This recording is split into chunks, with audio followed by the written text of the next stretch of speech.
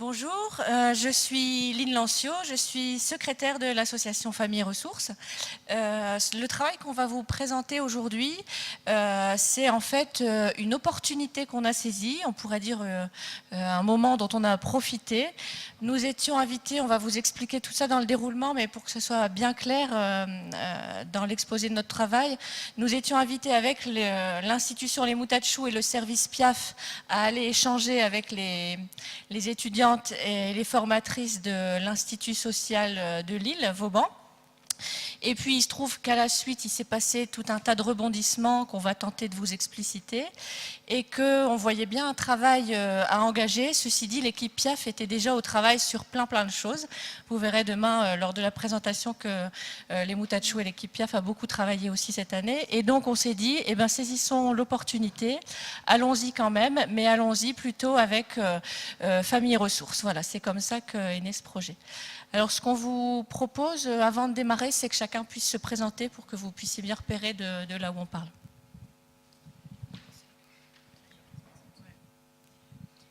Bonjour à tous, moi c'est Héloïse Obdebeck, donc étudiante en deuxième année de formation d'assistante sociale à l'ISL. Alors bonjour, moi j'ai plusieurs prénoms, j'en ai un pour Famille Ressources, c'est Josie, aka Josiane Balasco, et sinon je m'appelle Élodie. Je suis aussi en deuxième année d'assistante sociale et je suis très contente de vous avoir autour de nous aujourd'hui. Bonjour à tous, donc moi c'est Laurine Leclerc, je suis aussi en deuxième année de formation d'assistante sociale. Bonjour à tous, donc moi c'est Angéline Duchossois, je suis également en deuxième année de formation assistante sociale à l'Institut social de Lille.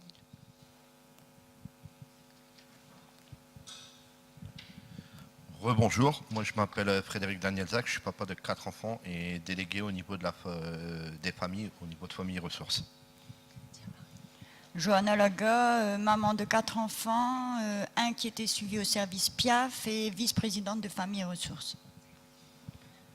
Verstrepen Marion, je suis éducatrice sur le service PIAF et je suis adhérente et investie sur l'association de Famille Ressources.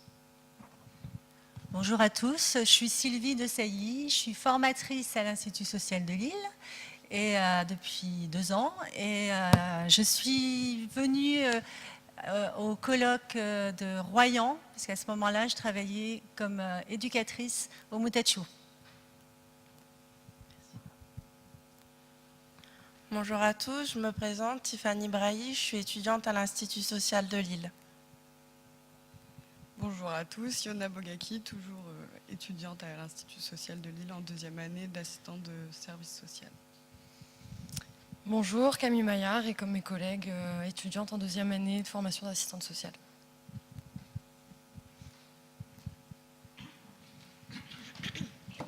Alors on va essayer de vous raconter notre aventure comme une histoire et une histoire a un début. Donc on va commencer par le début. Donc tout a commencé avec l'envie de 2 formatrices, dont moi, de faire participer les personnes accompagnées à la formation initiale des AS. Alors AS, c'est assistante sociale. Alors souvent, quand on dit assistante sociale, on dit ouïe, ouïe, ouïe. Les éducatrices, déjà, mais alors les assistantes sociales, il y a beaucoup de représentations autour justement de la relation de pouvoir des assistantes sociales sur les parents accompagnés. Donc en fait, on souhaitait pour la première fois à l'ISL que l'intervention des personnes accompagnées dépasse le simple cadre du témoignage et qu'elle se fasse l'écho d'un savoir d'expérience. Donc on les attendait à la place, à nos côtés, de co-formateurs. Ce qui fait qu'on a monté en juin 2017 un atelier qui avait comme thématique l'accueil. Donc l'accueil, c'est quoi du point de vue des personnes accompagnées? Et donc on s'était dit que ce projet, on le construirait avec les personnes, on le co-animerait avec les personnes accompagnées devant les étudiants qui à ce moment-là étaient en fin de première année. Donc on a fait la moitié de la promo est intervenue avec PIAF et l'autre moitié est intervenue avec ATD Carmonde. Donc pour la petite histoire, au départ, PIAF n'était pas prévu dans l'aventure, mais on est très content très contents qu'ils le soient. Ils sont venus remplacer une association qui nous avait fait faux bond. Et donc, on n'a pas eu le temps de préparer cet atelier comme nous, les formatrices, l'aurions souhaité. Mais finalement, ça a été une très bonne chose. Donc, ça n'a pas du tout gêné Johanna et Lynn, parce que je pense que ça correspondait à leur conception de la rencontre, c'est-à-dire une rencontre qui laisse la place à la spontanéité des échanges, que les étudiants puissent se laisser surprendre.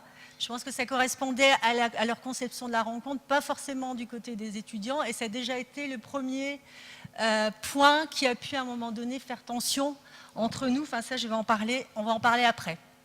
Donc cet atelier en juin 2017, ça a été déjà un premier choc, on va dire, une première surprise, parce que je pense que les étudiants sont arrivés à cet atelier avec une idée de la rencontre, une idée peut-être un peu lisse de la rencontre, et que Johanna est arrivée, elle, avec l'idée d'une rencontre où on se dit les choses. Et donc, elle a mis en garde très rapidement, c'est venu comme ça, elle a mis en garde les étudiants par rapport à des mauvaises pratiques d'assistante sociale. Et on s'est retrouvés face à des étudiants qui ont été, dans un premier temps, un peu sidérés. Mais ça a produit, et on vous en parlera après, des effets quand même très très riches. Ça les a bousculés d'un point de vue au niveau du métier, mais ils ont eu l'envie quand même de continuer cette expérience qui, même si elle a été bousculante, a été très riche. On en parlera par la suite. Alors si on reprend maintenant l'histoire du côté du service Piaf des Moutachou et puis ensuite de Famille Ressources, pour nous c'est donc une invitation fin 2017, effectivement un peu à la dernière minute. On nous demande de venir travailler sur la question de l'accueil et la rencontre, et c'est effectivement une dimension qui est importante pour nous sur le service Piaf. C'est surtout une dimension qu'on a beaucoup mis au travail avec les membres des familles. Donc comme on en a l'habitude sur le service, on propose aux membres des familles ce temps de travail à l'ISL et on commence à réfléchir tranquillement à ce qui nous paraîtrait important de transmettre. Alors, juste pour vous dire par rapport à cette question, parce que c'est important de profiter de le dire aussi, que beaucoup de membres des familles nous ont renvoyé l'idée que c'était très compliqué en arrivant dans un service et en faisant connaissance avec des professionnels de la protection de l'enfance, de venir exprimer ses propres besoins dans un moment où la vie est bousculée, où les détresses sont importantes.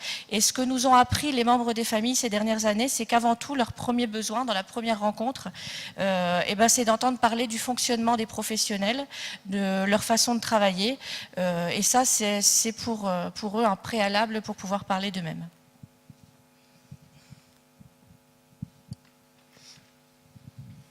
Alors, nous nous rendons vers l'école d'AS avec toutes ces idées en tête, Lynn et moi. Se posions les mêmes questions en arrivant sur place. Les chaises sont placées en rangée. Nous souhaiterions nous installer en rond, mais pouvons-nous autoriser à bousculer l'organisation d'une salle qui n'est pas la nôtre? Tant pis. Nous sommes convaincus que cette configuration facilitera les échanges, même si elle renverra en même temps une forme d'affirmation un peu forte de notre part. Au-delà des échanges centrés sur l'accueil, les positions des uns et des autres émergent.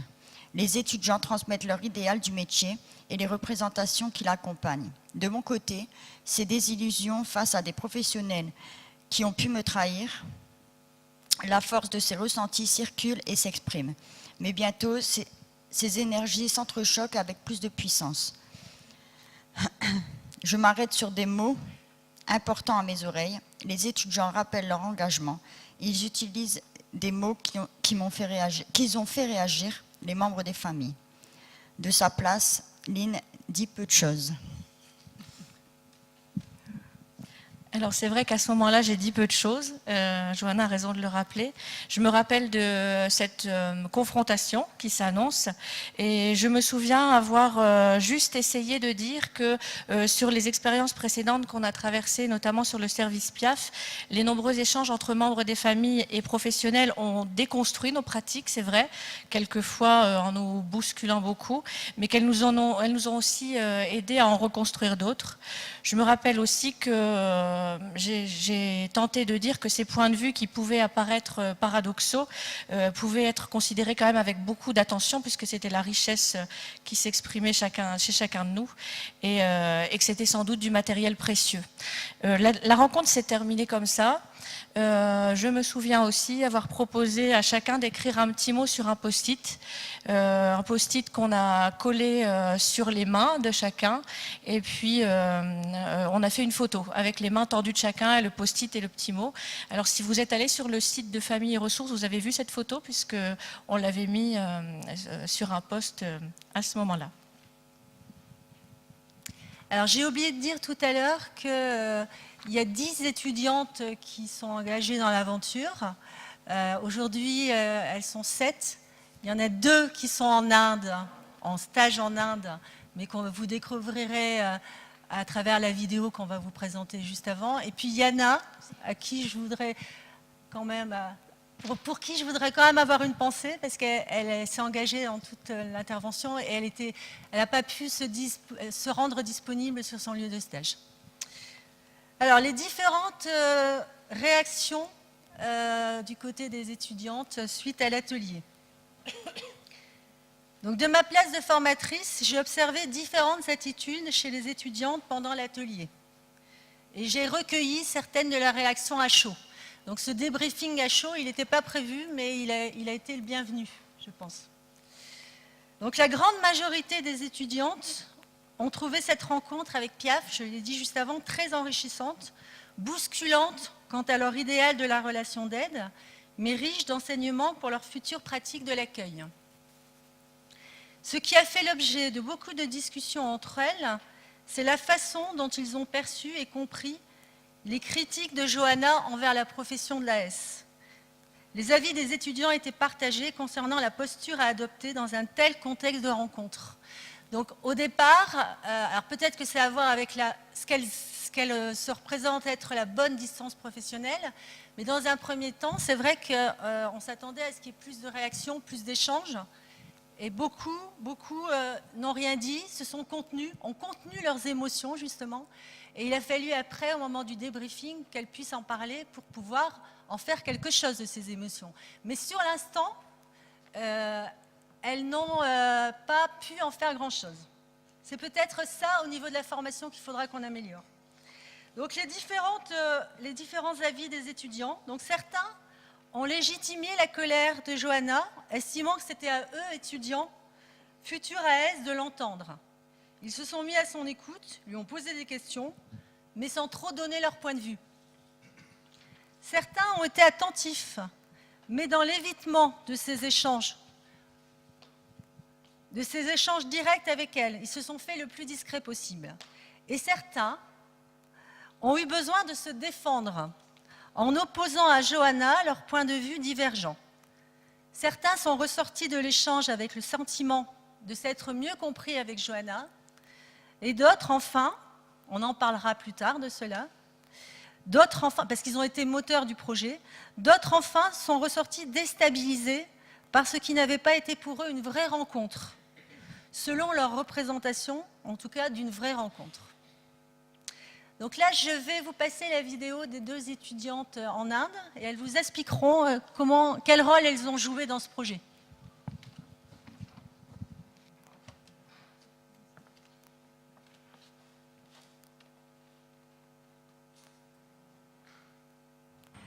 Bonjour à tous, je me présente, je m'appelle Morin Victoria, je suis étudiante en 2e année à l'Institut social de Lille en tant que future assistante de service social.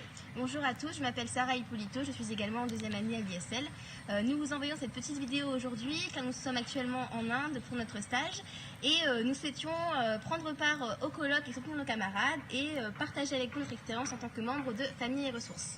Alors notre première rencontre avec Johanna et Lynn s'effectuait lors d'un temps d'échange en première année à l'école. Nous étions par petits groupes et Johanna et Lynn étaient intervenues pour nous présenter Piaf. Et lors du temps d'échange, nous avons employé certains termes mal reçus par Johanna, ce que nous comprenons à l'heure d'aujourd'hui. Mais à ce moment-là, à chaud, nous étions plus ou moins frustrés, en colère, mais surtout tristes d'avoir pu blesser Johanna par l'emploi de ces mots plutôt anodin ou bienveillant pour nous. Voilà. Donc de ce fait, après ce temps d'échange qui a été très mouvementé, nous avons décidé de parler à Madame de Sailly, notre formatrice, pour lui exprimer un peu ce qu'on ressentait, pour comprendre ce qui s'était passé. Et en accord avec lui, nous avons décidé de communiquer avec Johanna par mail. Et nous avons bien évidemment pris beaucoup de plaisir à échanger avec elle. Nous avons mis des mots, nous avons compris la situation et nous avons rencontré Johanna et Lynn une nouvelle fois, mais à Piaf cette fois-ci, pour un nouvel échange. Alors cette rencontre, il y avait aussi Marion et les enfants de Johanna. Et Madame de Sailly. Madame de Sailly aussi. Et ce temps d'échange a vraiment été à l'opposé de la première rencontre, vraiment bienveillant, vraiment calme, soucieux de comprendre la position de l'autre, ce qui a été l'élément déclencheur quand le projet Famille Ressources nous a été proposé. Ça a été comme une évidence pour nous d'en faire partie et de vivre cette aventure vraiment exceptionnelle pour nous en tant qu'étudiants et futurs professionnels et aussi pour chaque membre une expérience vraiment très riche. Donc du coup maintenant on laisse la parole à nos camarades qui sont là avec vous et on vous souhaite une très très bonne journée.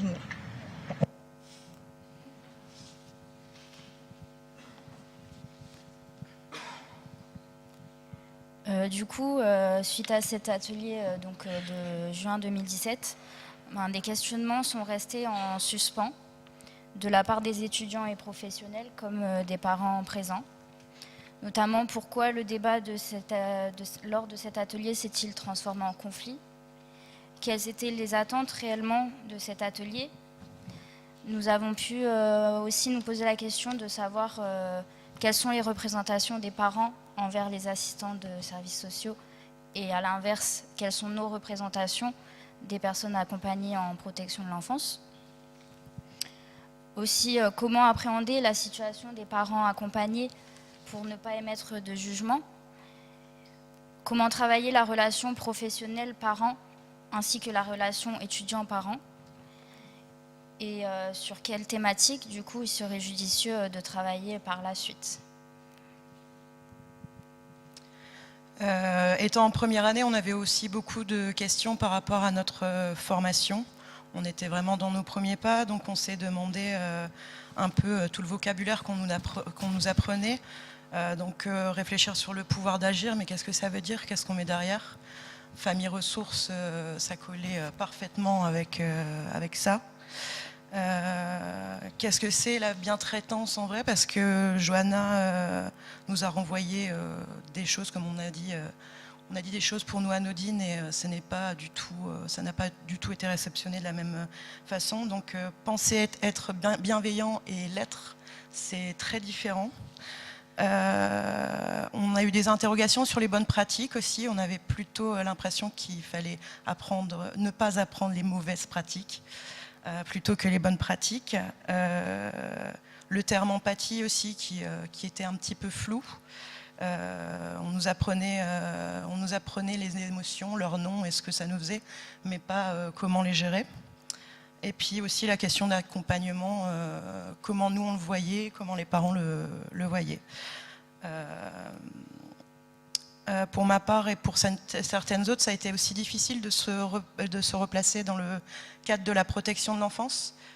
Ayant fait des stages hors protection de l'enfance, on voyait ça un peu plus comme un accompagnement forcé, entre guillemets, alors que durant nos stages, les personnes venaient à nous. La question du dossier aussi des familles a posé question parce que est-ce qu'on doit le lire ou pas? Est-ce que ça nous apporte des jugements, des préjugés ou pas?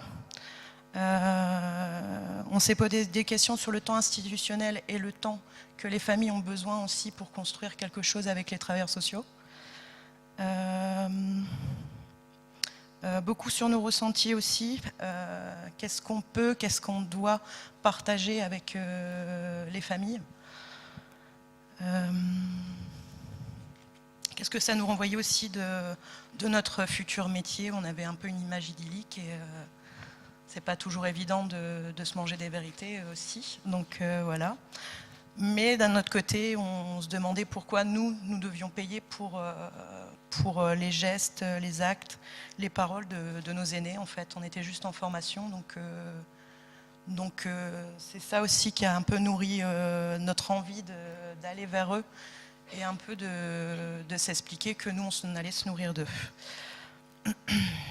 On s'est posé aussi la question toujours en première année, est-ce qu'on doit être le prototype d'une AS ou est-ce qu'on va vraiment réussir à se construire comme une AS unique avec nos forces, nos faiblesses et les faire accepter à l'autre, pouvoir les transmettre aussi à l'autre.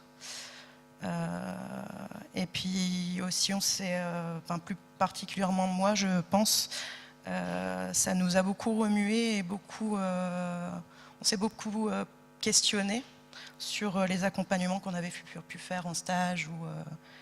Et on s'est demandé si on allait tout le temps se remettre en question, et on sait que maintenant, oui, et tant mieux. Il faut tout le temps se remettre en question. Voilà.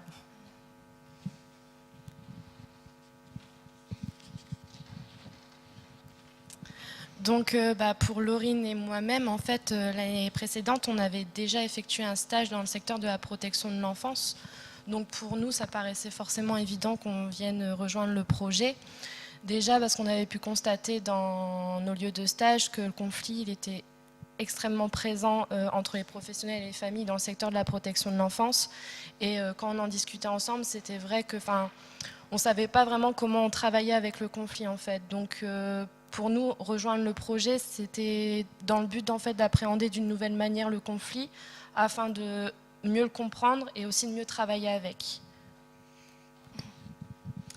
Donc on trouvait ça bénéfique et formateur de pouvoir rencontrer des familles afin de se repositionner dans un contexte de neutralité, dans le sens où pouvoir rencontrer les familles au sein de l'ISL, ça nous a permis déjà de pouvoir comprendre le conflit au sein de l'institution et de pouvoir en parler de manière bienveillante.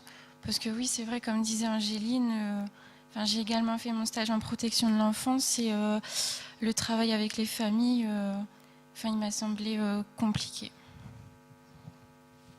Et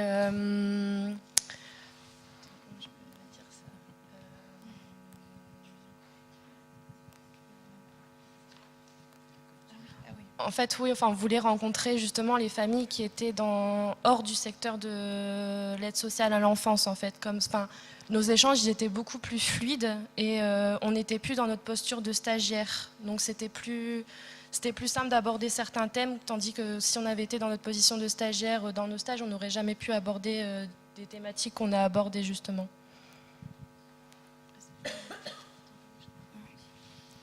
Et c'est vrai que, dans notre stage, on a remarqué que les familles avaient une vision assez négative de l'assistante de service social. Donc on avait aussi pour objectif de faire changer les représentations.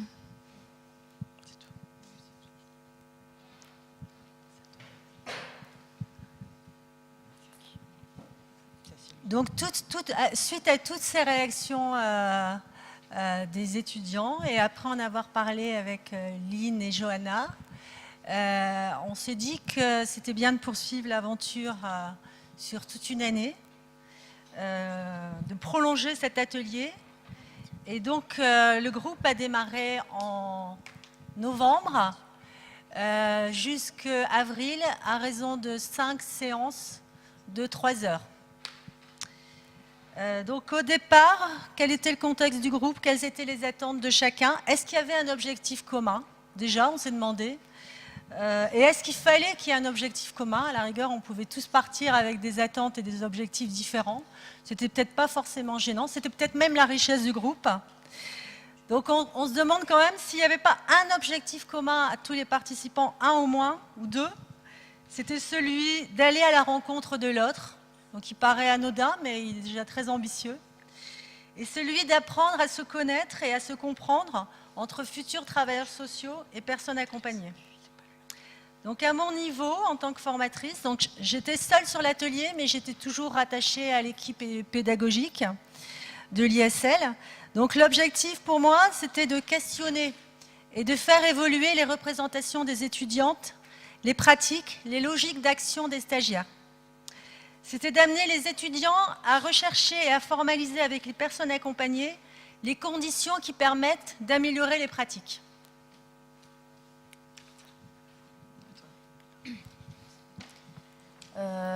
Quant aux attentes des étudiants, pour notre part, au départ, on ne savait pas vraiment vers quoi on allait s'orienter, ni même ce qu'on allait faire avec Famille Ressources.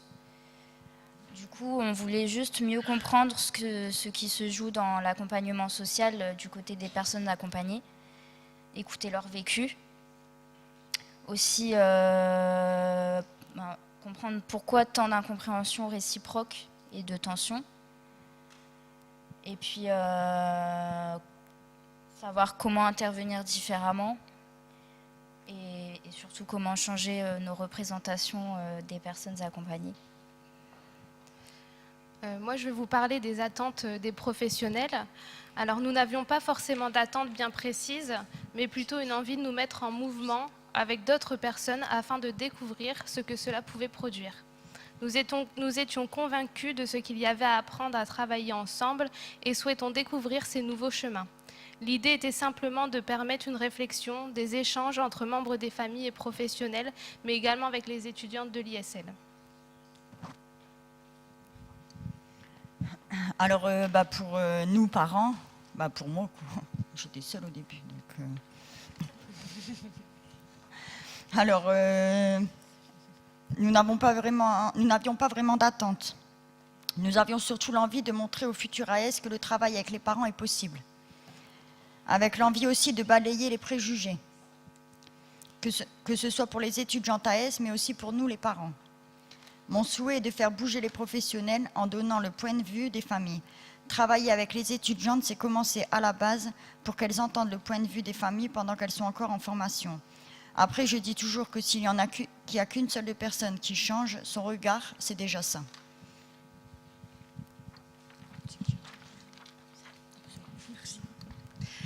Alors, on va aborder maintenant le cadre de ces rencontres. Alors, c'est vrai qu'elles se sont construites, Johanna a raison de le préciser, au départ uniquement avec Johanna, et puis on a demandé ensuite à Frédéric Danielzac de venir nous épauler sur cette question. Alors, quand on a, si on doit parler du cadre de nos rencontres, on s'est posé la question de comment est-ce qu'on allait pouvoir accompagner ces émotions très fortes qui peuvent amener de la confusion, de la déstabilisation, enfin tout ce qui a déjà été expliqué dans ce que le groupe a traversé. Et finalement, on s'est rendu compte rapidement qu'un défi s'est proposé aux deux animatrices du groupe, donc Sylvie et moi, puisque nous étions en profond désaccord sur la manière de construire tout ça. Est-ce qu'il nous fallait gérer le groupe et protéger ses membres de mouvements émotionnels puissants? Quel cadre on devait donner lorsque le ton de la voix s'élève ou que le ton de l'autre faiblit? Est-ce qu'il faut modifier des règles qui ont été posées mais qui sont allègrement balayées dès qu'on se met à travailler ensemble?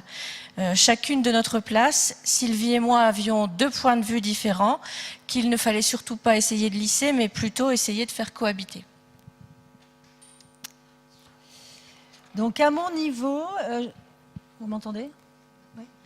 À mon niveau, je voulais que le cadre apporte plus de sécurité aux étudiantes pour qu'elles puissent s'autoriser davantage à penser par elles-mêmes et à affirmer une parole différenciée des autres participants si besoin. Donc je pensais particulièrement aux parents.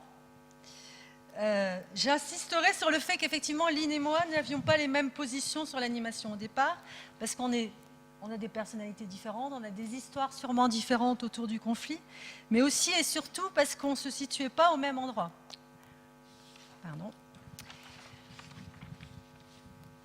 Donc ma conception à moi du rôle de l'animation dans ce contexte, c'était surtout de garantir les conditions d'un vrai dialogue entre les différents acteurs. Je pense que j'avais été marquée par la deuxième séance en tant que formatrice, où j'avais eu l'impression, mais encore une fois, ça n'est que mon point de vue, que les étudiantes n'avaient pas pu réagir, n'avaient pas pu répondre, et qu'il y avait eu une sorte d'asymétrie dans la communication entre les parents et entre les membres de Famille Ressources et les étudiantes. Et donc moi j'étais dans l'idée de compenser les écarts entre les acteurs, les différents acteurs, en soutenant en particulier ceux qui sont moins à l'aise dans la situation présente du groupe. Et là, ça a été vraiment très difficile.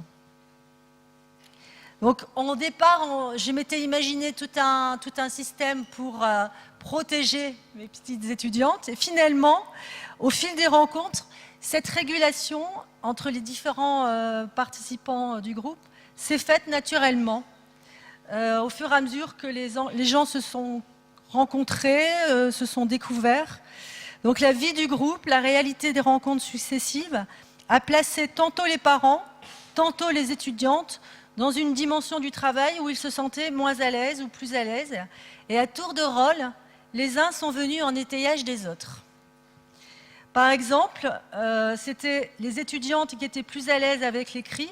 Donc ce sont elles qui se sont chargées à un moment donné d'écrire sur le paperboard et de retranscrire le travail effectué en commun au second sous-groupe. En fait, on a travaillé souvent en 2 groupes, on était une quinzaine, et ces groupes étaient des groupes mixtes, c'est-à-dire qu'on avait vraiment le souci que qu'il y ait un parent, un professionnel et des étudiantes, et on faisait une retranscription au nom de tout le groupe.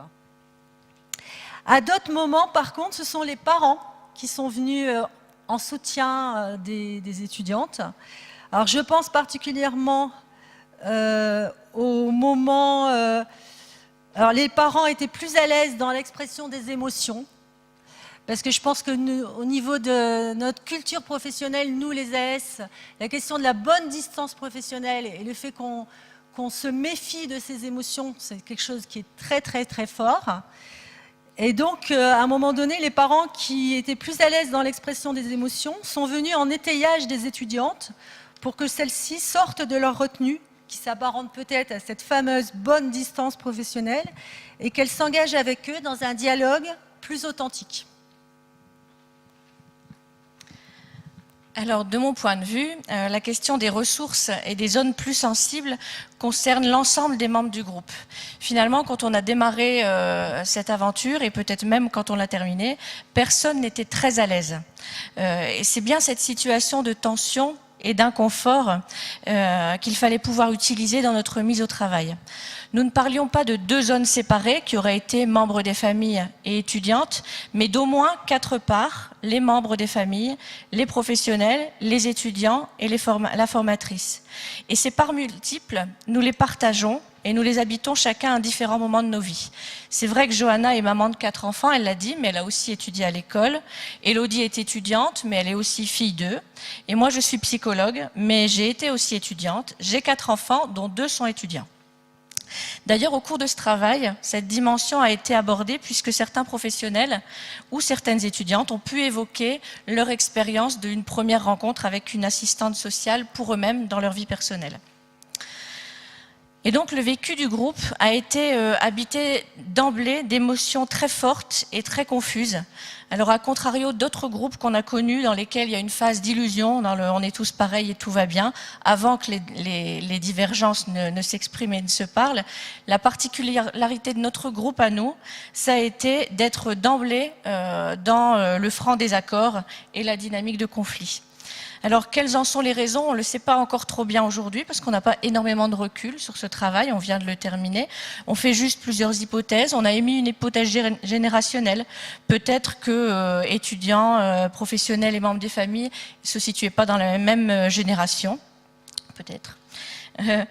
On a fait aussi une hypothèse qui était liée à l'engagement, c'est-à-dire que les étudiantes transportaient dès leur première année de formation un idéal très profond de leur métier, et les membres de famille et ressources transportent aussi un autre idéal qui est la mise en mouvement commune des membres des familles et des professionnels.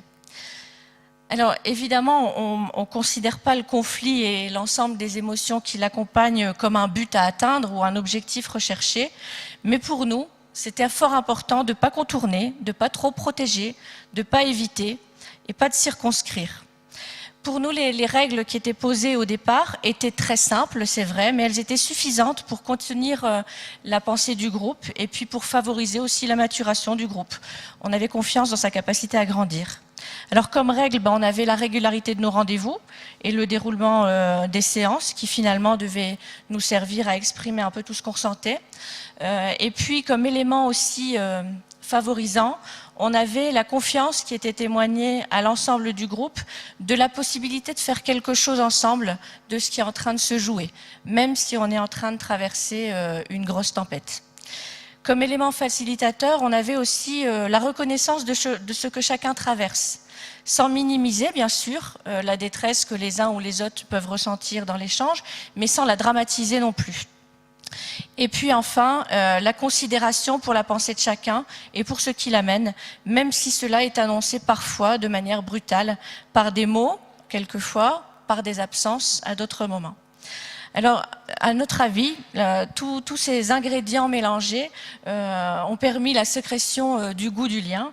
Et puis, loin d'être annoncé et décrété, ce lien mijote et puis il libère sa saveur à petit feu. Alors, donc on était très soucieuse, en particulier moi, de poser un cadre qui soit un repère et une sécurité.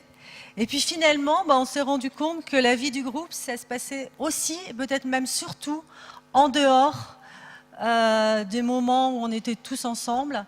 Tous ces moments informels autour d'une cigarette, d'un café, d'un sandwich, tout ça, ça a permis peut-être de nous rapprocher tout autant, si ce n'est pas plus. En tout cas, de réduire la distance entre les différents membres du groupe et d'aborder du coup ensuite des sujets sensibles en grand groupe de façon plus authentique. C'est à ce moment-là aussi qu'on a commencé à prendre du plaisir à se rencontrer et à comprendre que le chemin à faire ensemble allait s'inventer en marchant, qu'il fallait qu'on s'y engage vraiment et qu'on y croit tous.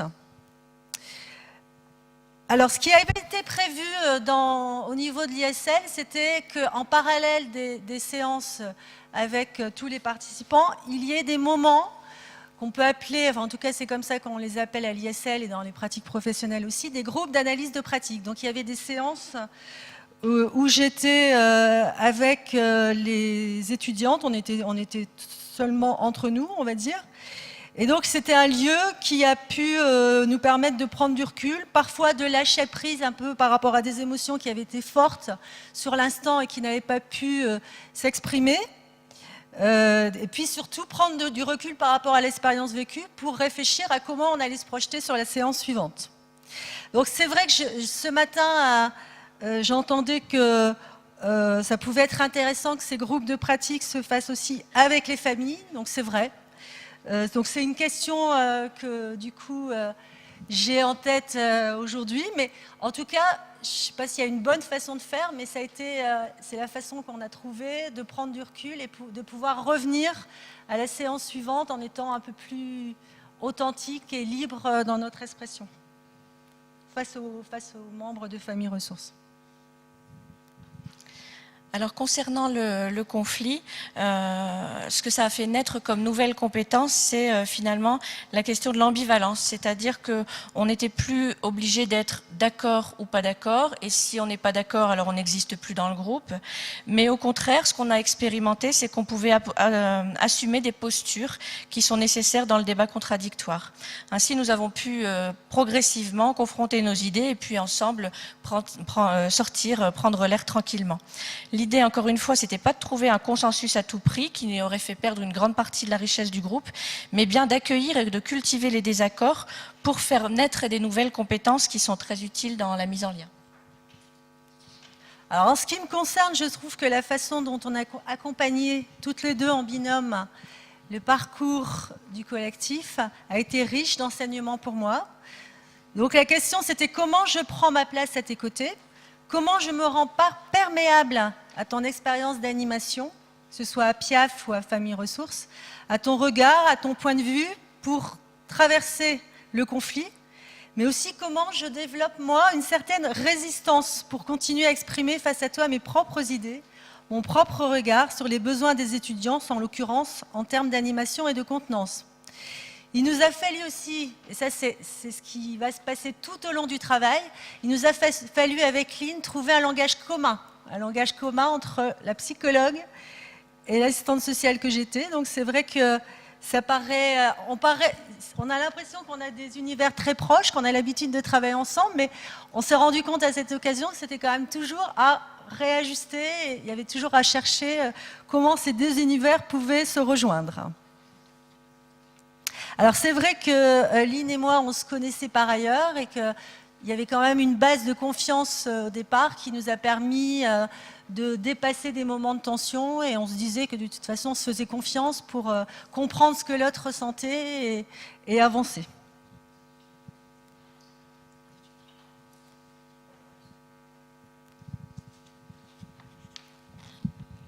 Alors au niveau du déroulé des séances et des faits marquants, donc les faits qui ont été marquants c'est la rencontre, mais on en a déjà beaucoup parlé je pense. Voilà, ça nous a tous marqués à différents niveaux et différemment, chacune des étudiantes en tout cas, mais c'est ce qui a fait qu'on a eu envie de participer à ce projet. Il y a eu différents conflits, on en a parlé aussi, donc le conflit lors de la rencontre et puis d'autres... lors d'une des séances qui avait pour but de trouver un nom au groupe, donc nous non plus, on n'a pas trouvé de nom au groupe. Et on devait travailler sur des thèmes qu'on avait choisis. Les échanges entre les étudiantes et les parents ont tourné autour d'un seul sujet, et c'est la pratique d'AS. Et c'est la bonne pratique ou la mauvaise pratique d'AS, ce qu'on a dit tout à l'heure aussi. Et ça a pu générer de la frustration. Et puis, nous, les étudiantes, on s'est sentis un petit peu, frustrées. Mais on n'a pas osé le dire tout de suite aux parents. Donc, on n'était pas forcément dans une relation très franche déjà la première fois. Voilà. Donc, on devait partager le repas ensemble, mais on n'a pas pu le faire. Donc, ça a renforcé ce sentiment. Suite à cela, on a ressenti le besoin de se réunir, du coup dans un gap, si on peut le dire comme ça, avec Madame de Sailly, et on s'est exprimé sur ce qui venait de se passer. Donc voilà, on s'est posé la question, est-ce qu'il fallait continuer les rencontres ou pas? Est-ce qu'on retournait voir les parents pour leur expliquer notre position et ce qu'on avait ressenti?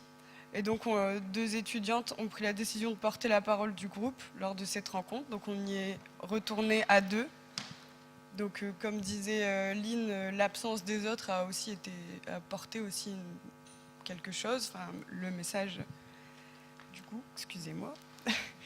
Donc, les familles ont pu être surprises, mais se sont montrées réceptives et ont compris le sentiment ainsi que l'absence des autres étudiantes.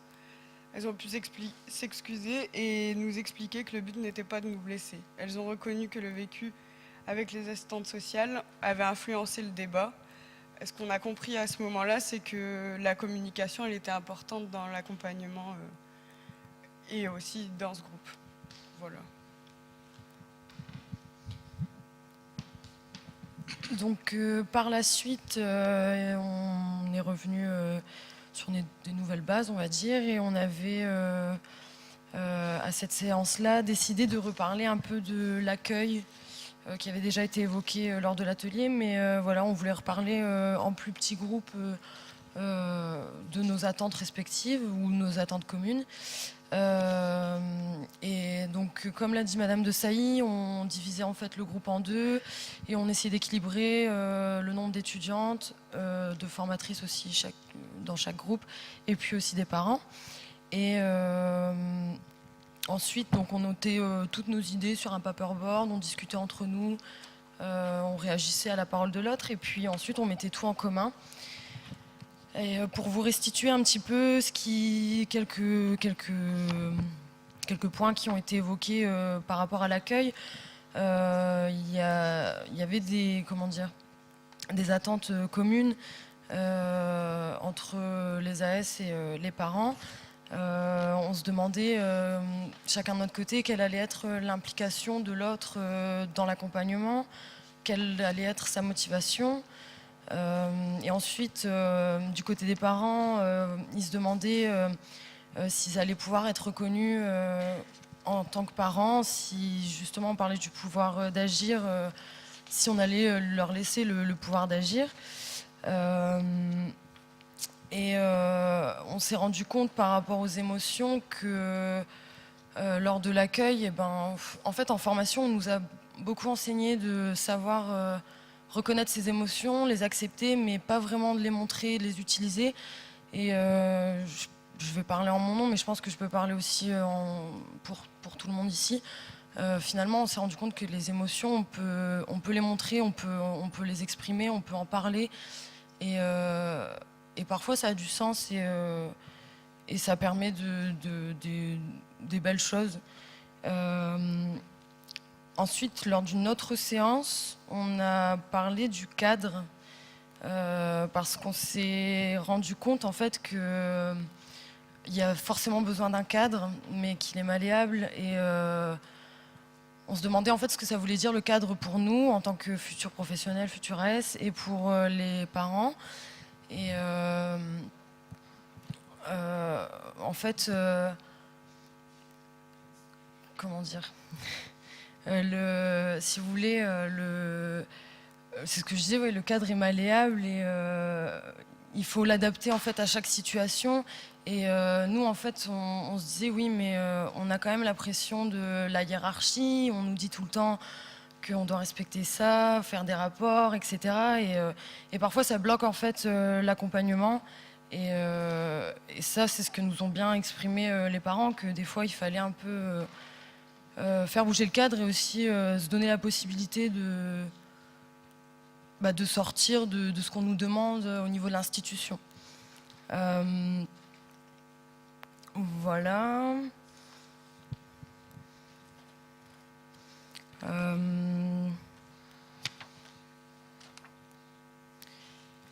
Par rapport aussi, en fait, je voulais parler ce qu'on a appris par rapport à tout ça. C'est moi, en tout cas, j'ai pu me rendre compte qu'on peut s'autoriser à construire sa propre identité professionnelle et pas forcément à s'arrêter à ce qu'on nous enseigne en formation, mais aller plus loin que ça. Et je pense qu'en tant que futuresse, on peut se construire aussi en fonction de ce qu'on est nous en tant que personne en fait.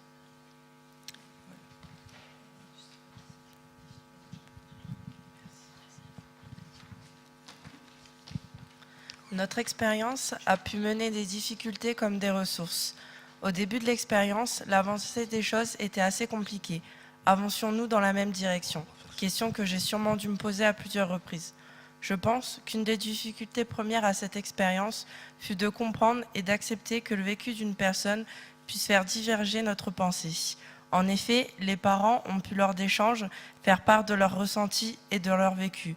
Pour autant, ce que l'on renvoie à l'autre est-il vraiment ce que l'on attendait?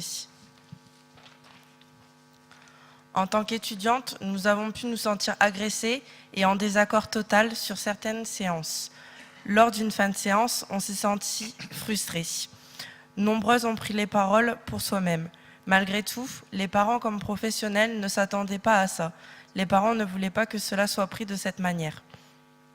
Après l'échange entre parents, professionnels et étudiantes, et avec un retour aux autres étudiantes, tous ont pu remarquer que la connotation et la compréhension des mots étaient différentes des uns des autres. Son conflit a pu nous unir. Les échanges ont pu redémarrer et ont pu être constructifs. C'est à cet instant que les échanges ont pour ma part été très constructifs. Il faut savoir laisser une marge pour se connaître, pour se tester et pour se comprendre. Lorsque tout est bon, la confiance ne peut que s'installer.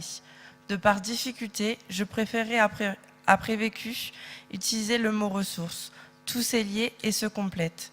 Au jour d'aujourd'hui, les difficultés d'hier sont nos ressources. Ce projet a permis au groupe de mieux s'entendre, notamment grâce aux échanges de nos rencontres, de la bonne humeur et surtout du fait d'être sur des temps informels. Lors des rencontres, tous ont pu être vrais dans leurs paroles, les uns envers les autres, tout en étant soi-même. Grâce à cela, on a pu davantage mieux se comprendre.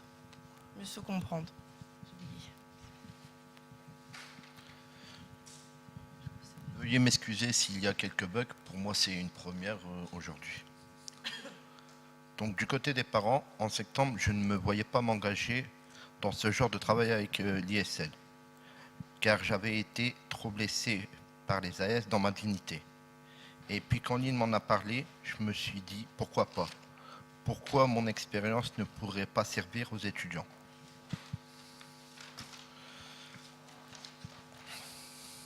Je suis un père comme les autres, aujourd'hui, même avec ma grande bouche, et puis même le conflit, il peut servir à bousculer les certitudes des étudiantes. Aujourd'hui, je suis fier d'avoir participé à ce travail. Je serais fier si mon expérience apparaissait dans un mémoire d'étudiante. C'est vrai qu'avec les étudiantes, on a connu un clash, mais c'est du passé. J'ai aimé l'enthousiasme des étudiantes, leur côté bout en train de certaines. J'étais content de venir, j'aurais même aimé qu'il y ait plus de rencontres. Avec la soirée qu'on a organisée pour le colloque, on s'est retrouvés à la bonne franquette, il n'y avait plus de statut, ni de statut formatrice, ni d'étudiante, de parents, on était tous pareils, des hommes et des femmes. Ça nous a rapprochés aussi. Ça nous a redonné espoir en la nouvelle génération d'AS.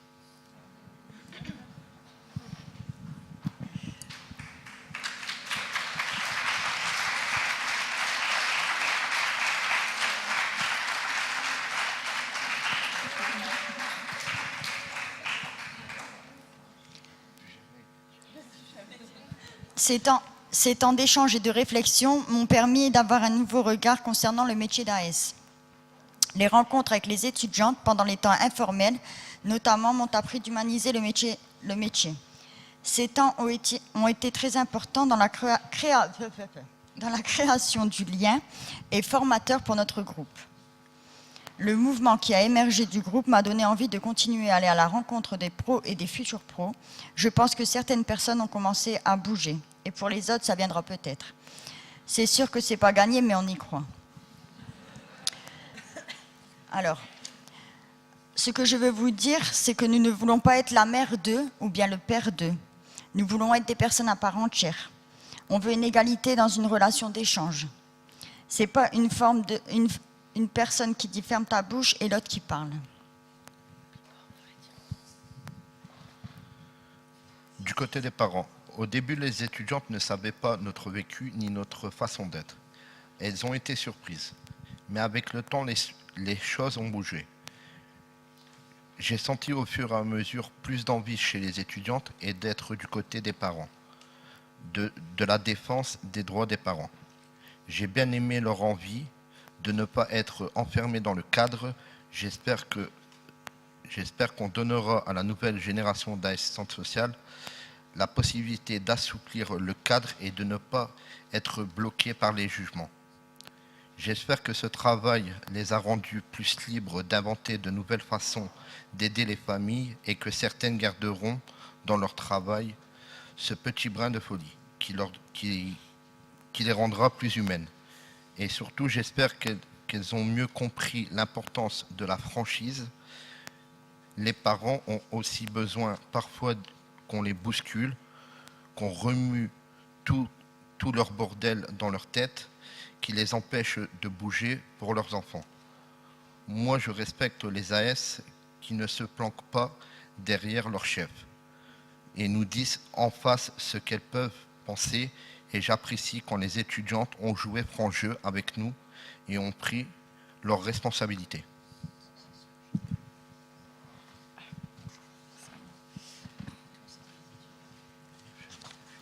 Sur le plan personnel, nous avons pu apprendre beaucoup sur nous-mêmes, comment chacune nous nous sentions face au conflit, qu'est-ce que ça a généré chez nous.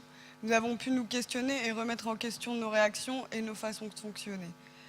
Même si nous sommes toutes dans une démarche basée sur le non-jugement, je pense que ce projet a pu renforcer cette conviction que chacun a sa place et son mot à dire, la preuve aujourd'hui. Nous avons appris à mieux nous connaître les unes les autres entre étudiantes, nous avons pu nous soutenir et co-construire ensemble, ce qui nous a soudés au fil des ateliers. Pour ma part, je me sens aujourd'hui plus tolérante et sereine dans mes relations. Ce projet nous a apporté davantage de confiance en nous, en ce que nous faisons, nos prises de décision, nos choix.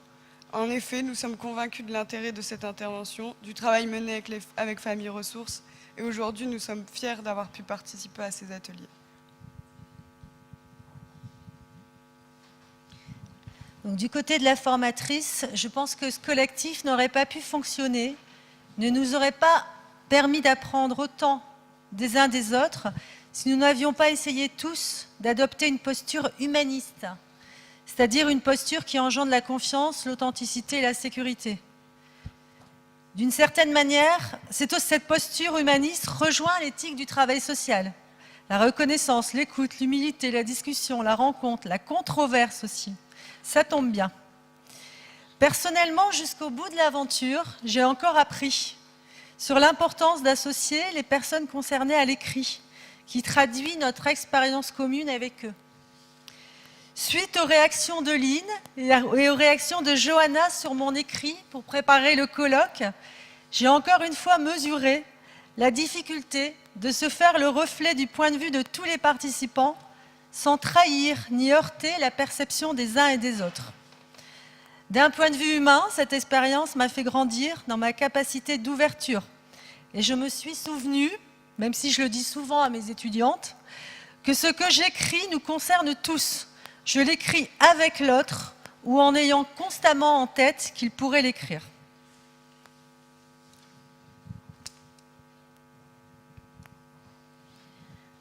D'un point de vue professionnel, je dirais que ce qu'on a pu apprendre, c'est que la rencontre, elle est possible lorsqu'on laisse la place pour que chacun puisse s'exprimer. L'idée, c'est de se faire confiance, mais c'est sûr que ce n'est pas chose aisée. La communication, elle est importante. L'utilisation des mots et des vocabulaires, quel sens on met derrière chaque mot et derrière le sens de chaque mot. Ça nous a demandé à chacun une capacité d'adaptation, puisqu'on a chacun notre façon de travailler qui est différente. Voir évoluer le groupe a été très enrichissant pour nous. C'est sûr que ça donne envie de continuer d'aller à la rencontre des uns et des autres afin de faire émerger des réflexions. Le dernier point, c'est l'importance de l'utilisation du désaccord dans le travail, qui est pour nous vu comme une richesse et un outil. Voilà.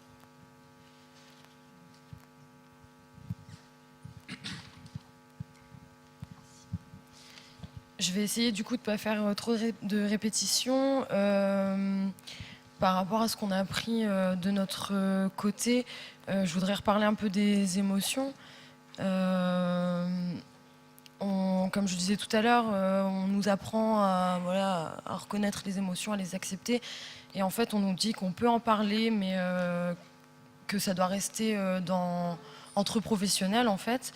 Et en fait, on s'est rendu compte que non, il fallait en parler aussi si on en avait besoin et si c'était judicieux d'en parler entre la personne accompagnée et le professionnel. Mais c'est pas forcément facile parce qu'on se connaît pas ou très peu. C'est pas facile de parler de soi, de ce qu'on ressent. On se dévoile, mais parfois ça fait du bien et ça permet d'évacuer et puis de mieux se comprendre. Il y a aussi l'idée d'une certaine reconnaissance de la souffrance de l'autre, que ce soit des parents ou des professionnels. Et voilà, ça met plus d'authenticité dans les échanges.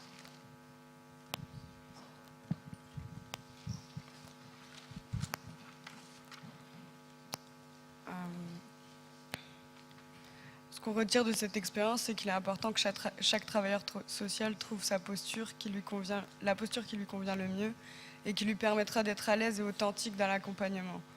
Et cela, on ne nous l'apprend pas dans la formation et c'est dans ces temps-ci qu'on peut se construire son identité professionnelle. La question de l'implication de soi et l'autorisation ou non d'accepter nos émotions lors d'entretiens est revenue plusieurs fois dans nos séances.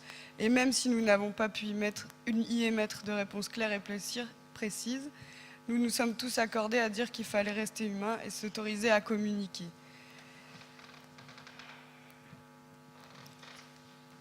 Nous ne sommes qu'au début du travail, de la rencontre avec Famille Ressources, mais nous avons déjà appris à emmagasiner beaucoup de savoirs expérientiels et nous aimerions surtout pouvoir continuer à en apprendre davantage.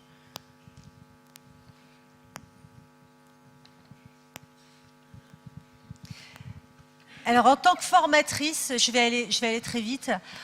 On s'est rendu compte qu'au début de l'aventure, les étudiants venaient à l'atelier comme pour prendre un cours. Ils venaient suivre un cours. Et en fait, il a fallu... ils étaient dans l'idée que c'était surtout les parents qui allaient leur apprendre des choses, mais qu'eux n'avaient pas grand-chose à leur apprendre. Qu'ils arrivaient sans rien savoir. Et donc, il a fallu un certain temps avant que les parents et les étudiants et les autres participants puissent se rendre compte que si, on a tous, chacun, quel que soit notre âge, quelle que soit notre expérience, des choses intéressantes à partager et à transmettre à l'autre. Mais il a fallu, pour que les étudiants se réveillent, s'il y a une étudiante qui a employé ce terme, l'énergie de la colère, pour que ça leur donne envie de bouger et de parler vrai face aux parents. Donc on revient à la question des émotions, même la colère, qu'on ne s'autorise pas toujours à exprimer quand on est AS, elle peut nous permettre de bouger et nous permettre de nous rapprocher des personnes qu'on accompagne. En tout cas là, c'était un bel exemple dans cet atelier.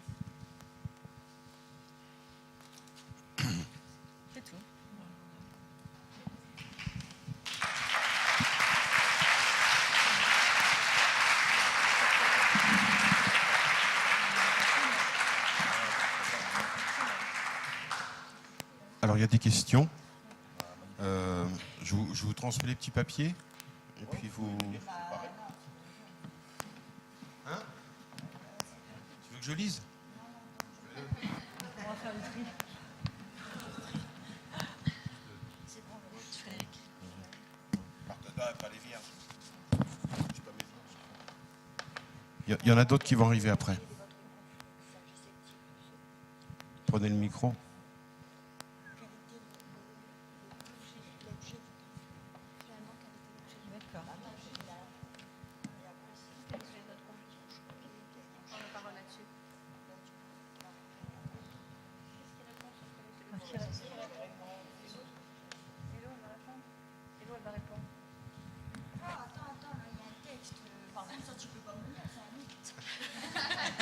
Commencez par répondre aux questions, peut-être. Je lirai le petit mot, si vous voulez. Alors, on nous a demandé l'objet du conflit. On ne voulait pas en parler, mais vu qu'on nous l'a demandé, on va en parler. Du premier conflit, parce qu'il n'y en a pas eu qu'un, mais après, c'est nourricier. On a utilisé tout simplement le mot usager. Et usager, ça veut dire bon à jeter à la poubelle, alors que c'est un mot lambda pour nous et banal, quelque part. Et Johanna est un peu sortie de ses gonds. Voilà. En fait, c'est le cœur. C'est le cœur. C'est vrai que vous avez fait le choix de ne pas en parler. J'ai envie de dire spontanément, dommage. Oui. Mais bon. Après, il n'y a pas eu, que voilà. Ça. Il y a eu des mots que nous, étudiantes, on n'a pas acceptés et on a failli tout abandonner. Comme quoi, par exemple? Parce que ça blessait nos représentations et ça nous rendait muettes. Ah ouais, ils veulent savoir les mots. Tu veux le dire, Johanna? On est curieux. Non? On était un peu des Miss France, nous les AS. Mais pas dans le bon sens. On était un peu des connasses aussi, hein, forcément. Donc on n'a pas du tout accepté. Et, c'est là où moi et Yona, on n'a été qu'à deux. Les autres ont marqué leur absence parce qu'on ne voulait plus rentrer dans le conflit et que ça allait trop loin. Que c'était pas ce qu'on venait rechercher, alors que pour eux, c'était pas du tout une manière de nous agresser, mais c'était une manière de, sans dire vraiment leur vécu, de nous transmettre ce qu'ils avaient vécu quand même avec les travailleurs sociaux. Merci. Moi, je voudrais juste rajouter que c'était surtout au niveau des représentations. En fait, pour les familles, ce que les assistantes sociales et les futures AS représentaient par rapport à leur vécu. Donc oui, il y a eu des mots forts, mais c'était vraiment à l'essence même du métier, en fait. Qu'est-ce qu'elles font et voilà. Et je pense que c'est aussi une méconnaissance et une connaissance par rapport au vécu de chacun. Donc c'était plus par rapport aux présentations. Après, les mots, les grossièretés, on ne va pas s'arrêter là-dessus. Si, c'est des connasses, les AS. Si, j'ai dit que c'était des connasses, les AS, et j'assume complètement. Mais je n'ai pas dit que les étudiantes présentes ici étaient des connasses. J'ai dit que c'était leur boulot, que c'était de la merde, en fait, quoi. Voilà. La merde.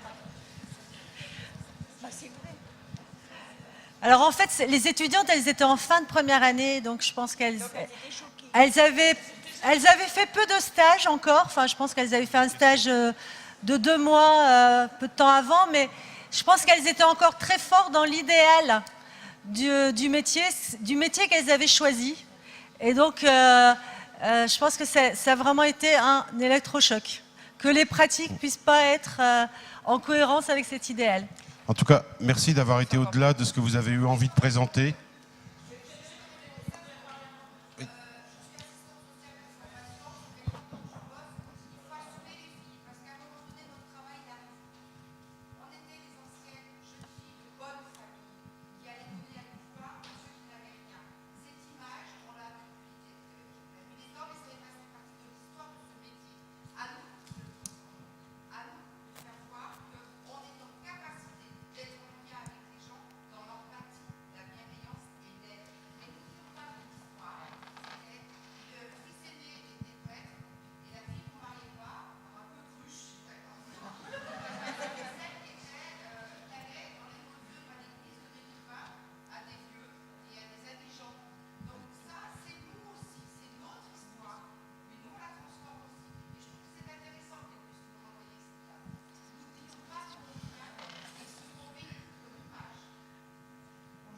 Oui. Merci beaucoup.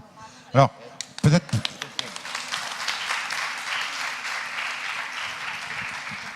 Je suis désolé parce qu'il y a le timing et que... Vraiment 2 secondes. Oui. Les étudiantes, ils ont ressenti notre vécu comme si qu'on les taclait. Mais ce n'est pas indépendamment qu'on voulait les tacler sur leur personnalité. C'est parce que voilà, c'est le déchirement dans notre cœur par notre vécu qui peut-être qui aurait dû nécessiter une rencontre ou plusieurs rencontres au parallèle pour apprendre à nous connaître. C'est voilà, ça restera comme ça. Et après, je pense que c'est à la nouvelle génération comme à l'ancienne qu'ils ont ce vécu et ce mal-être, surtout de ce statut désagréable. Mais voilà, faut casser. Non, mais ils vont finir des bonnes AS. Ouais, voilà. Après, il ne faut pas désespérer. Hein. L'espoir fait vivre. Non, mais je le sens.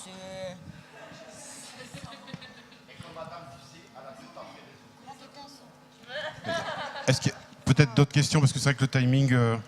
Sinon, on va finir à 23h. Ah, c'est à moi de le lire.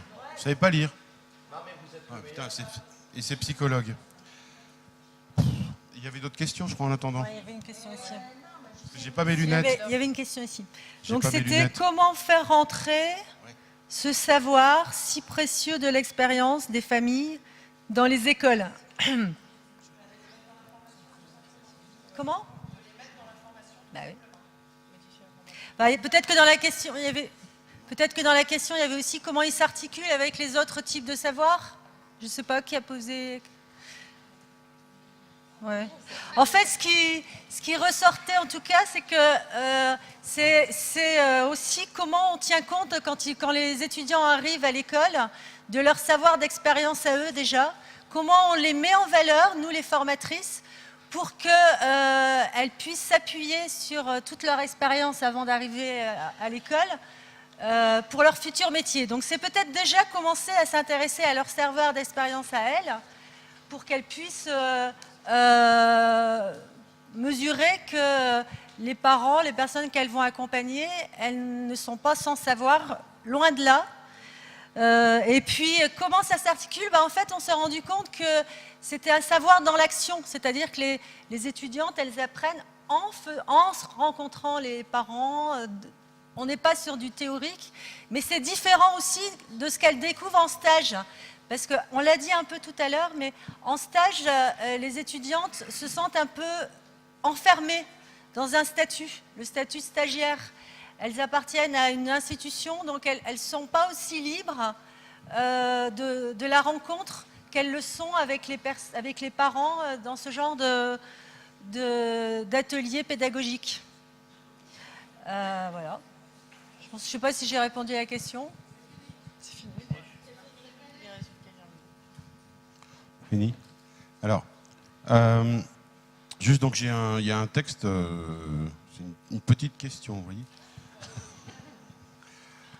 Donc je ne sais pas si je dois prendre l'accent depuis 1994 à l'école provinciale de Namur, Belgique, c'est précisé, Namur, dans les formations à la thérapie familiale et au travail thérapeutique de réseau. Vous n'entendez pas? Là, c'est bien là? Bon. Depuis 1994, à l'école provinciale de Namur, Belgique, dans les formations à la thérapie familiale et au travail thérapeutique de réseau, des familles nous rejoignent pour travailler dans des perspectives de formation, de soins et de recherche. Ces familles n'ont pas de lien entre elles. Aujourd'hui, les expériences que vous présentez et celles que nous menons dans ces groupes thérapeutiques multifamiliaux créent des relations horizontales entre plusieurs familles. Comment pouvons-nous gérer ensemble que les dynamiques... Comment pouvons-nous gérer que les dynamiques des hiérarchies verticales qui dominent dans les réseaux professionnels, vous écrivez petit, hein, monsieur le maire, ne réorganisent pas la dynamique des liens entre les familles?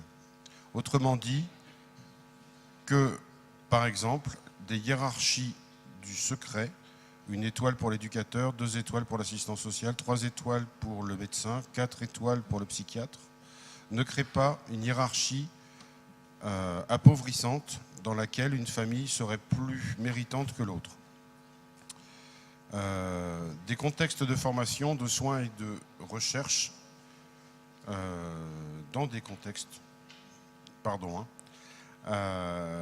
l'inverse serait-il possible, que l'éthique relationnelle entre les familles en détresse multiple contamine l'éthique relationnelle entre les professionnels? Point. J'avais juste un commentaire avant de terminer. J'avais un petit commentaire dans la salle. Alors, moi, ce n'est pas tellement une question, c'est pour saluer votre engagement, en fait. Parce que, en tout cas, du côté de la formation, je connais beaucoup de formateurs qui se seraient sauvés en courant. Et si c'était facile de faire participer les personnes concernées, ça fait longtemps qu'il y en aurait à plein d'endroits. Et là, vous avez choisi le côté difficile et vous n'avez pas lâché. Je suis admiratif. Voilà. Alors, j'ai tout compte fait peut-être une remarque et une question. Juste avant, j'ai une remarque et une question. Oui, juste une petite remarque. Je trouve que cette initiative est à renouveler et renouveler et renouveler encore. Aujourd'hui, les législateurs nous poussent à changer nos regards et nos postures. Il ne faut pas se cacher, les travailleurs sociaux ont à faire évoluer leurs postures éducatives. Je pense qu'on est tous d'accord ici dans cette salle pour se le dire. C'est certes un peu violent peut-être ce que vous avez vécu. Pour autant, il est essentiel que les centres de formation prennent le taureau par les cornes et réévaluent leur manière d'enseigner les choses, à la fois aux éducateurs spécialisés, à la fois aux assistants sociaux. C'est une évidence de mon point de vue. Merci. Et une dernière question. En fait, ma question a été posée. Celle que je voulais vous poser, c'était quelles étaient les expressions qui avaient mis les parents en colère. Alors, sur le registre de l'insulte, Pour être quelqu'un qui accompagne souvent des familles qui ne maîtrisent pas le langage ni des institutions ni des professionnels, il n'y a pas que connasse comme insulte, il y a aussi mère fusionnelle.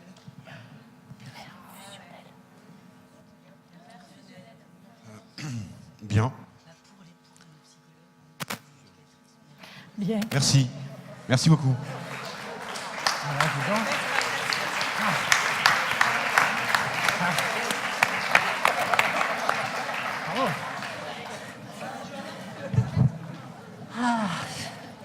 Ça va.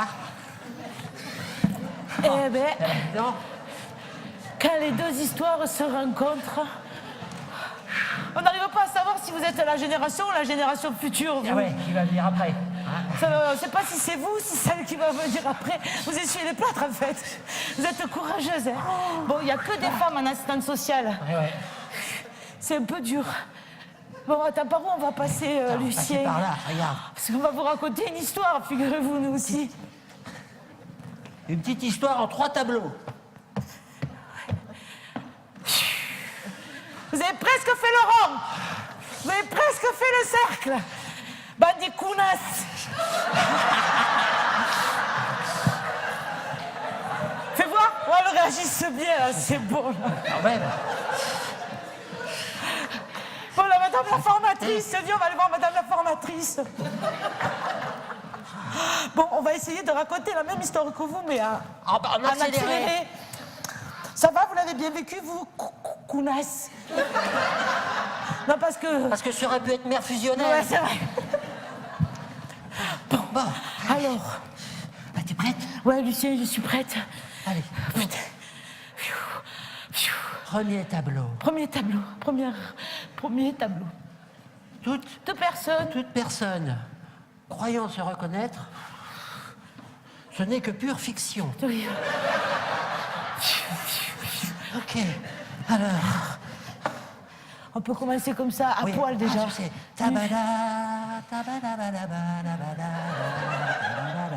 Oh, moi j'adore mon métier, moi j'ai fait ça pour sauver l'humanité. Une assistante sociale en formation. J'ai fait ça pour sauver l'humanité, j'adore mon métier, j'adore quand je suis cadrée, je crois à la hiérarchie. Ils vont m'aider, je suis toute... Oui, c'est moi. Vous reconnaissez les filles, la première année? Ouais, génial! C'est moi! J'adore! Je vais être une super AS! Je vais apprendre le move dans la vie! Je vais m'attaquer au cassos! Laissez-lui ses illusions, laissez-lui. Ça, c'est le premier tableau. Ça, c'est trop beau, quoi. Je fais la famille. Bah, fais la famille, qu'on se rencontre, tu vas voir. Je suis trop fière. Attends, je fais la famille dans le dénuement. Attends, j'ai pas mis mon cadre. Attends, bouge pas, j'ai pas mis mon cadre. Je vais le faire rigide. Ouais. Vas-y. Très rigide. Un truc qui ressemble pas à une baraque. Wow. Tu vas voir comment je vais lui faire péter son cadre. Hein? Salut! J'y crois dans la vie. Donc, la boulette. Oh, le choc! Je rencontre une famille. Oh, le choc! J'avais jamais vécu ça dans ma formation. Merci, Lynn. Merci, Sylvie.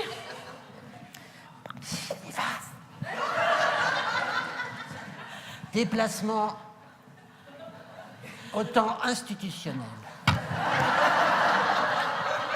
On n'est pas payé plus, on va prendre son temps. Première rencontre.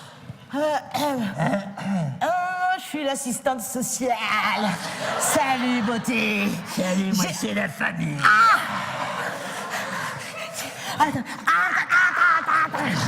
Attends, du conflit. Voilà, c'est comme ça, mais... J'ai rien compris au début. Je me suis posé des tas de questions. J'avais envie de lui dire que c'était un gros connard. Et j'ai dû faire « Bonjour, monsieur, bienvenue ». Ça, c'est une réaction normale. J'ai pas su sentir. Je quitte. Les vraies émotions. C'est une réaction normale. Il faut exprimer ses émotions. C'est marrant. Voilà. Donc, c'est là... marrant, juste sur la première rencontre, déjà, le cadre, il a bougé. Ah, c'est incroyable. Putain, c'est génial. Alors. Sur la première, déjà. Hey. Je cible. Je veux maîtriser la situation. Et mes émotions, parce que la première année dans la formation, tu vois, on nous a dit surtout montrez pas vos émotions, surtout soyez carrés, surtout prenez de la distance, de l'empathie, c'était flou. Oui, je sens que vous avez besoin d'aide. Oui. N'est-ce pas? Oui. Je suis coach en assistante sociale. Alors. Salut Sylvie. Voilà, ceci. Ah, c'est pour balayer les préjugés. Ah! Mon Dieu, j'en ai un pagaille. J'en ai un pagaille, je balaye. Il y en a un ici aussi, préjugé, là. Oui, c'est vrai, ça va mieux comme ça. Ça me décoiffe, vraiment. Voilà. Regardez, ceci, c'est pour une autre vision des choses, d'accord? Pour annuler les représentations. Oui, c'est vrai. Bon. Compris? Oui, t'as compris, c'est compris. Attendez, ça c'est dur, c'est... La confrontation au conflit.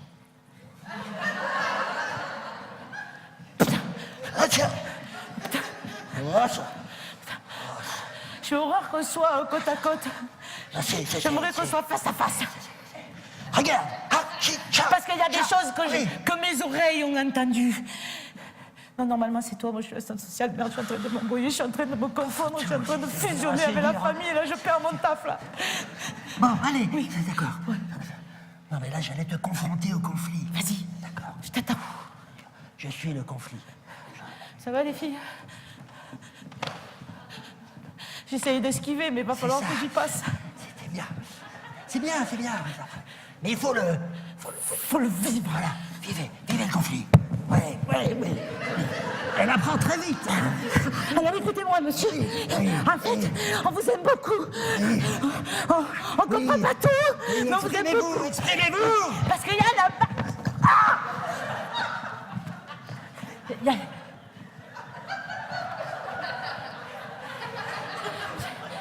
J'ai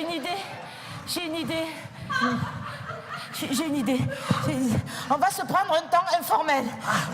Un petit temps. Si ça va nous rapprocher, tu comprends? C'est passé. On se prend un petit temps informel, parce que ça va nous rapprocher. Manque de café, on tire sur le pétard. Fais passer. Vas-y. Qu'est-ce que t'en penses, Johanna? Je trouve que ça nous rapproche bien. Ça nous rapproche bien. Là, on peut faire équipe, hein. Ouais, ça me fait mal. T'es informel. Tiens. Là, on va s'attendre. Vous en voulez? Parce que là, il y a quand même un grand espace. Hein. J'espère que là, il n'y a pas les AS et là... Non, c'est pas ça, c'est mélangé. Ah, vous nous rassurez, tiens. Oula, t'as entendu le silence, là? Oui, je sais. T'as dû mettre le point sur quelque chose. Oui, c'est vrai. J'ai mis le point sur quelque chose de très fort. Mais ça va, regarde. Ils sont très attentifs à comment on va évoluer. Bon, on est en travaux. Non, mais là, tu te rends compte. C'est l'attention, c'est qu'est-ce qui va se passer. Alors moi, j'espère de tout mon cœur que quand même je vais pouvoir exprimer mes vraies émotions, tu vois, que je vais arrêter de les cacher. Et puis c'est surtout que j'espère que, c'est moi la génération qui change, quoi, tu vois, parce que il a dit 2 fois la génération future. Ça m'a fait quelque chose quand même. Il faut que je vienne te le dire. Il faut que je vienne te dire. Est-ce que tu crois à nous maintenant? Passe-lui le truc informel. Non, informel. Ah, pardon. Je vais la fumer un coup, tu vas voir. Qu'est-ce que t'en penses? On peut faire confiance à sa jeunesse. Regarde-moi, c'est pas la génération future. Dis-le, papa. Ouais, ça peut le faire. Ça peut le faire, les filles. On en est là. Voilà. T'as raison. On va continuer entre nous. Voilà. Bon, on y va ensemble. Hein. C'est bon, maintenant on fait équipe. Ça y est, c'est parti. Allez. Non, on va plonger ensemble vers l'avenir. On ne sait pas où ça va nous mener, mais on ira ensemble. On y va. La confiance.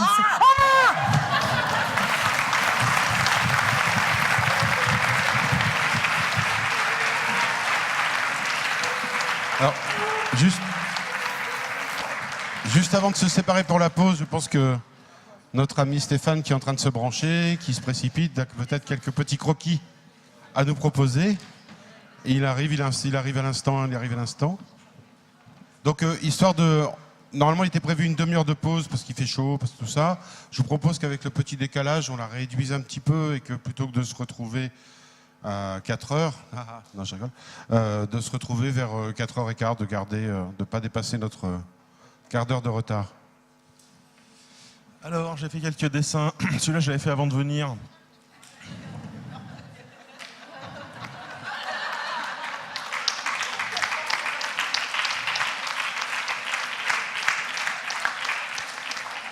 Voilà.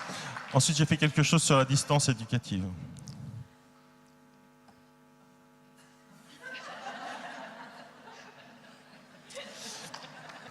Voilà. Alors, ensuite, il y a un autre dessin que j'avais fait à l'avance. Alors, moi, assez bêtement, j'imaginais que la rencontre allait être idyllique et que tout ça allait super bien se passer, donc j'avais fait ça.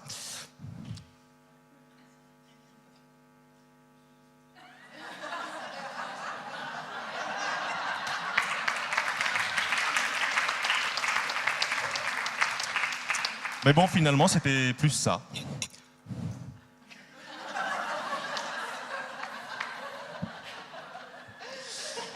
Merci en tout cas de nous avoir rencontré tout ça. Moi, je trouve ça super.